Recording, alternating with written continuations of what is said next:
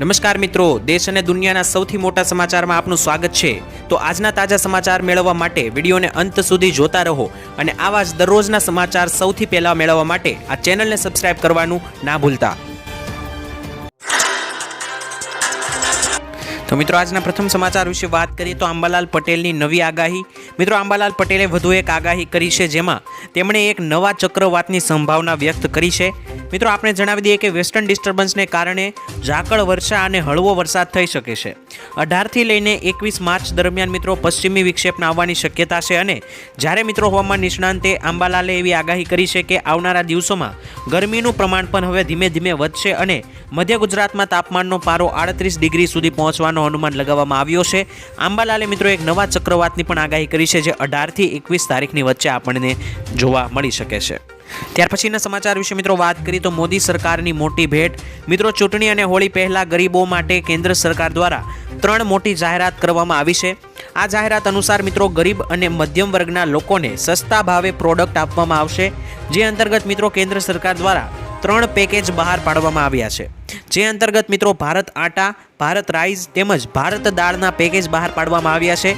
મિત્રો, બજારની અંદર તેમની કિંમત 80 રૂપિયાથી લઈને 150 રૂપિયાની વચ્ચે જોવા મળી રહ્યું છે, પરંતુ સરકાર દ્વારા ગરીબો માટે મિત્રો જે છે તે આ પેકેજ ખરીદી શકે દરેક ગરીબ વ્યક્તિ તેના માટે સસ્તા ભાવે પેકેજો બહાર પાડવામાં આવ્યા છે, જેમાં ગરીબ લોકોને સસ્તો ઘઉંનો લોટ, રાઈસ એટલે કે ભાત અને દાળ આપવામાં આવે છે। મિત્રો, સરકાર દ્વારા મિત્રો આ યોજના ચલાવવામાં આવે છે, જેમાં સસ્તા ભાવે દરેક ગરીબોને આપવામાં આવે છે, જેથી કરીને ગરીબમાં ગરીબ વ્યક્તિ પણ આ સામાન્ય વસ્તુઓ ખરીદી શકે। ત્યાર પછીના મહત્વના સમાચાર વિશે મિત્રો વાત કરીએ તો ખેડૂતોનો વીમો ખવાઈ ગયો। મિત્રો, ગઈકાલે કિસાન કોંગ્રેસ દ્વારા આક્ષેપ કરાયો હતો કે છેલ્લા 4 વર્ષમાં 8 વીમા કંપનીઓ ખેડૂતોના હકના 35 થી 40 કરોડ રૂપિયા વીમા કંપનીઓ ચાવ કરી ગઈ છે અને આજે મિત્રો વિધાનસભામાં પણ સત્તાવાર ખુલાસો થયો છે કે છેલ્લા 3 વર્ષથી ગુજરાતમાં વડાપ્રધાનની ખેડૂતો માટેની મહત્વની પ્રધાનમંત્રી ફસલ વીમા યોજના બંધ હાલતમાં આવી છે। આજે મિત્રો કૃષિ મંત્રી દ્વારા સત્તાવાર ખુલાસો કરવામાં આવ્યો છે કે વીમા કંપનીઓમાં પ્રીમિયમના દર ઊંચા આવવાથી 3 વર્ષથી આ યોજના બંધ છે, એટલે કે મિત્રો ખેડૂતોને જે પણ વીમો આપવામાં આવે છે તે નથી મળી રહ્યો અને મિત્રો એવો કોંગ્રેસના મંત્રીઓ દ્વારા એવો પણ આક્ષેપ કરવામાં આવ્યો છે કે છેલ્લા 8 વર્ષની અંદર વીમા કંપનીઓ ખેડૂતોના 35 થી 40 રૂપિયા પણ ખાઈ ગઈ છે। ત્યાર પછીના સમાચાર વિશે મિત્રો વાત કરીએ તો રેશન કાર્ડ બ્લોક અને મોટો ઝટકો મળ્યો। મિત્રો, સૌરાષ્ટ્રમાં આધાર કાર્ડ લિંક ન હોય તેવા પરિવારનું અનાજ વિતરણ બંધ કરવામાં આવ્યું છે। સૌરાષ્ટ્રમાં મિત્રો 1,38,000થી વધુ રેશન કાર્ડ રદ થઈ જતા લોકોમાં રોષ ફેલાયો છે। આ કાર્ડમાં મિત્રો 3 વ્યક્તિઓના નામ હોય છે અને તેમાં એક જ વ્યક્તિનું આધાર મેપિંગ બાકી હોય તો પણ તંત્ર દ્વારા આખું રેશન કાર્ડ બ્લોક કરી દેવામાં આવ્યું છે। 28 ફેબ્રુઆરી સુધી મિત્રો આવા કાર્ડ ચાલુ હતા, પરંતુ 29 ફેબ્રુઆરીથી જ એટલે કે મિત્રો છેલ્લા લગભગ 10 દિવસથી જ આવા કાર્ડોને રદ કરવામાં આવ્યા છે અને મિત્રો સૌરાષ્ટ્રના આધાર કાર્ડ લિંક ન હોય તેવા પરિવારોના અનાજ વિતરણ પણ બંધ કરી દેવામાં આવ્યા છે। તો જે લોકોના મિત્રો રેશન કાર્ડ રદ થયા છે તેઓ લોકોને દરેક લોકો રોષમાં આવ્યા છે, પરંતુ મિત્રો સરકાર છેલ્લા ઘણા સમયથી કહી રહી હતી કે રેશન કાર્ડને આધાર કાર્ડ સાથે લિંક કરી દેજો, લોકો નહોતા કરતા, પરંતુ હવે મિત્રો જેને છેલ્લી તારીખ આપેલી હતી 28 ફેબ્રુઆરી, ત્યારબાદ મિત્રો લગભગ 38,000થી વધારે રેશન કાર્ડને રદ કરવામાં આવ્યા છે। ત્યાર પછીના સમાચાર વિશે મિત્રો વાત કરીએ તો મહિલાઓને દર મહિને 1,000 રૂપિયા આપવામાં આવશે। મિત્રો, વડાપ્રધાન મોદીએ છત્તીસગઢમાં મહતારી વંદન યોજનાનો પ્રથમ હપ્તો મહિલાઓના ખાતામાં ટ્રાન્સફર કરાવ્યો છે। પ્રધાનમંત્રી મોદીએ મિત્રો કહ્યું કે દર મહિને તમને તમારા બેંક ખાતામાં કોઈ પણ મુશ્કેલી વિના 1,000 રૂપિયા આપવામાં આવશે અને હું તમને આ ગેરંટી એટલા માટે આપી રહ્યો છું કારણ કે મને છત્તીસગઢની ડબલ એન્જિન સરકારમાં વિશ્વાસ છે।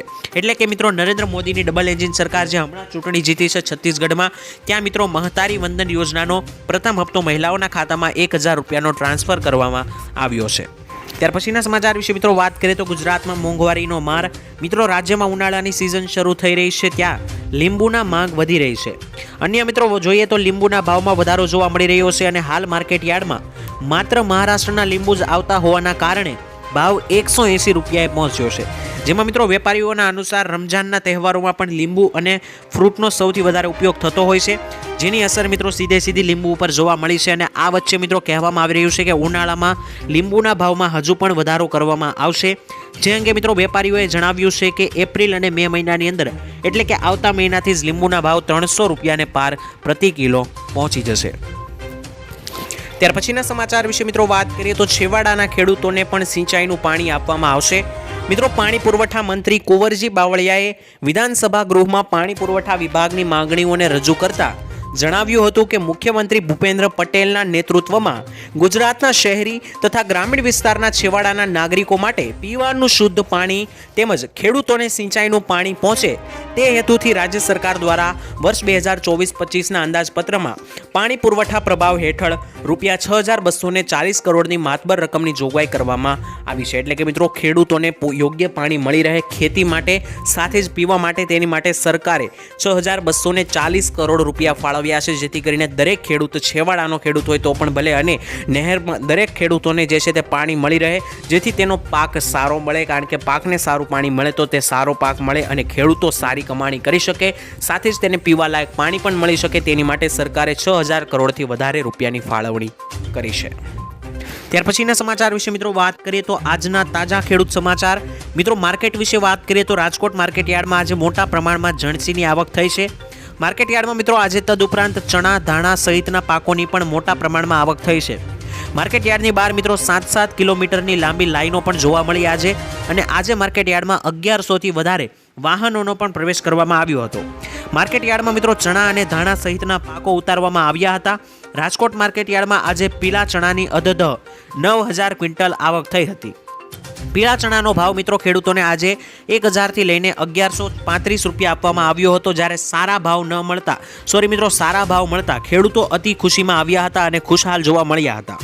સાથે જ મિત્રો તમને જણાવી દઈએ, રાજકોટ માર્કેટ યાર્ડમાં આજે 3200 ક્વિન્ટલ ધાણાની પણ આવક થઈ. ધાણાનો એક મણનો ભાવ મિત્રો 1350થી લઈને 2100 રૂપિયા સુધી જોવા મળ્યો હતો. રાજકોટ માર્કેટ યાર્ડમાં ટુકડા ઘઉંની 7500 ક્વિન્ટલ આવક થઈ હતી. અને ટુકડા ઘઉંની મિત્રો વાત કરીએ તો ટુકડા ઘઉંના ભાવ જે છે તે પણ ખેડૂતોને સારા એવા મળ્યા છે. અને તદુપરાંત મિત્રો અન્ય પ્રકારના પણ ઘઉં આજે માર્કેટ યાર્ડમાં જોવા મળ્યા.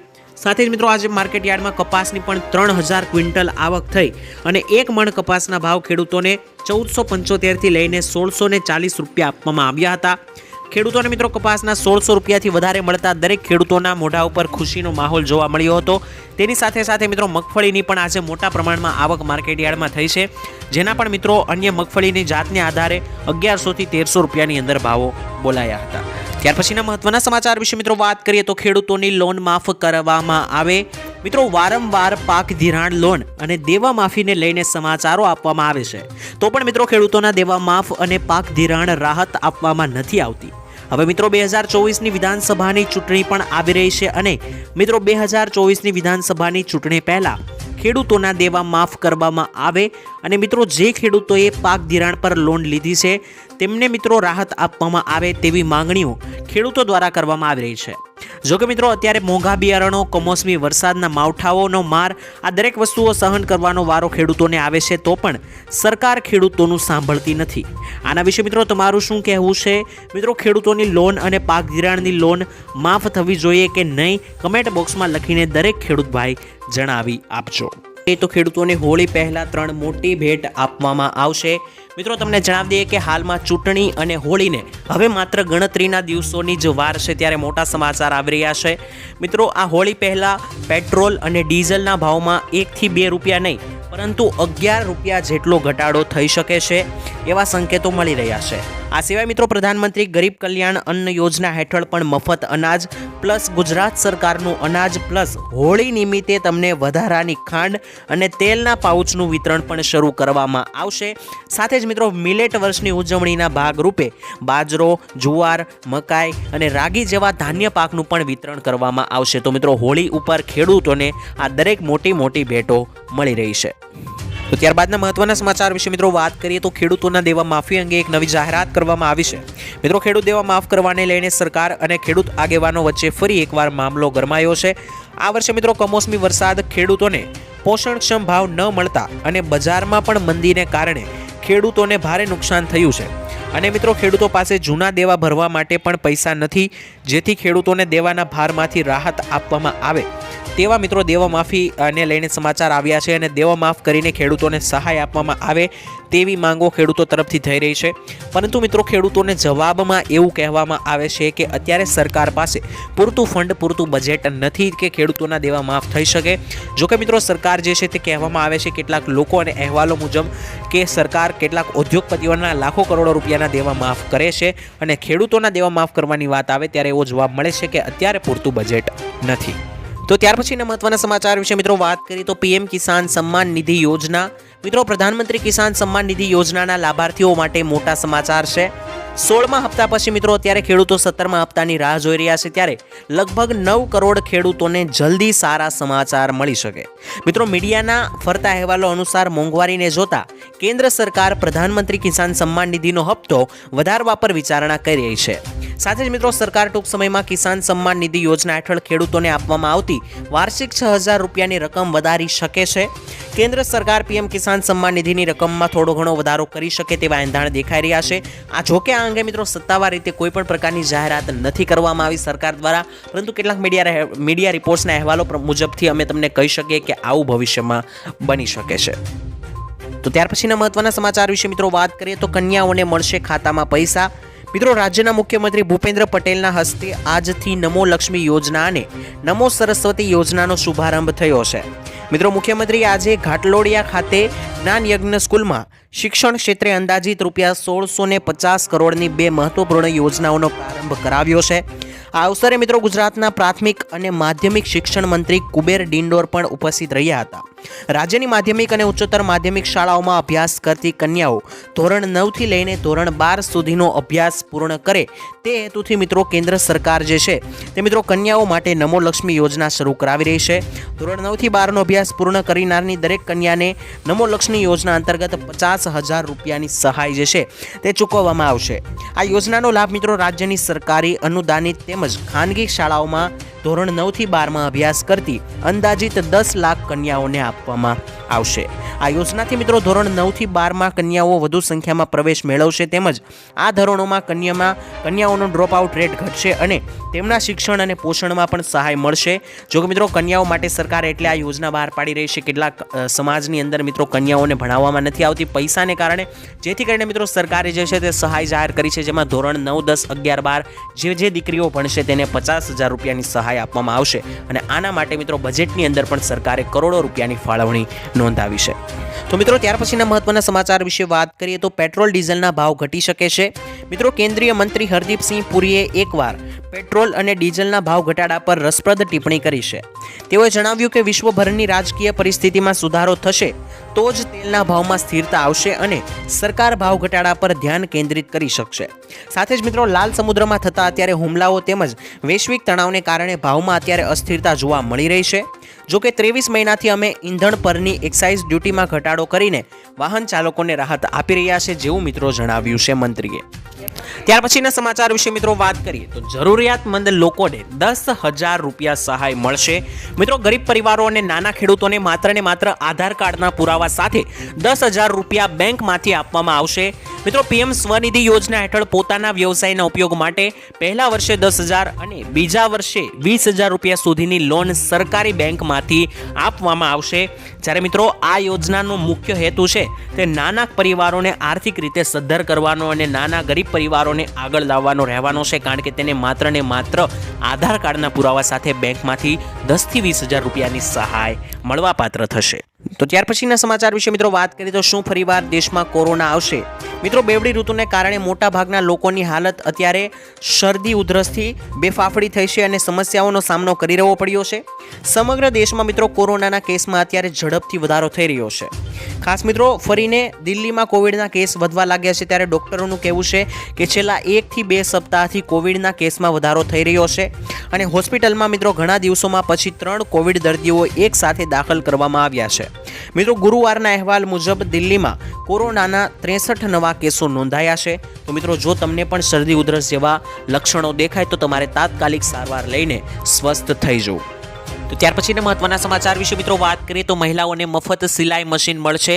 મિત્રો ફ્રી સિલાઈ મશીન યોજના અંતર્ગત કન્યાઓને મફતમાં સિલાઈ મશીન આપવામાં આવે છે, જેના માટે મિત્રો તમારે એક ઓનલાઈન ફોર્મ ભરી જેમાં જરૂરી ડોક્યુમેન્ટ જેવા કે આધાર કાર્ડ, પાન કાર્ડ, બેંકની પાસબુક, જન્મ તારીખનો દાખલો અને રેશન કાર્ડ, આ બધા ડોક્યુમેન્ટ સ્કેન કરીને અપલોડ કરવાના હોય છે. જ્યારે મિત્રો અરજી કર્યાના 10 થી 25 દિવસ બાદ તમારી અરજી એપ્રુવલ કરવામાં આવે છે અને જે નામથી તમે અરજી કરી હોય તેમને સિલાઈ મશીન આપવામાં આવે છે. અને હાલ આ યોજના માટેના ફોર્મ ઓનલાઈન ભરવાના શરૂ થયા છે. જે પણ મહિલાઓએ, જે પણ સ્ત્રીઓએ મફતમાં આ સિલાઈ મશીન મેળવવું હોય તો યોજનાનું ફોર્મ ભરી શકે છે. જો તમારી પાસે દરેક ડોક્યુમેન્ટ હોય તો જો અરજી તમારી પાસ થશે તો મિત્રો તમને આ મશીન મળી શકે છે.